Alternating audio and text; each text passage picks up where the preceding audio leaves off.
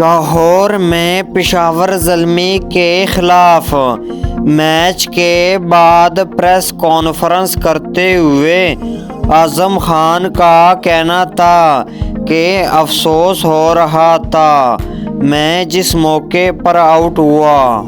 انہوں نے کہا کہ ہمیں میچ جیتنا چاہیے تھا، جیت نہیں سکے۔ کاش آؤٹ نہ ہوتا تو رزلٹ مختلف ہوتا۔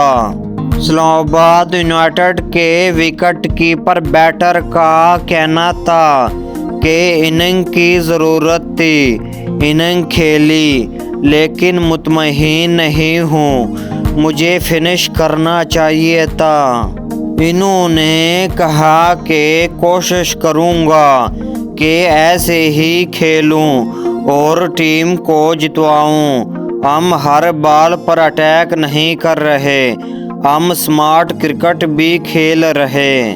اعظم خان کا کہنا تھا کہ بابر اعظم نے آخری 5 اوور میں تیز کھیلا، نئے شاٹ بھی مارے، جو پاکستان کرکٹ کے لیے بہت اچھا ہے۔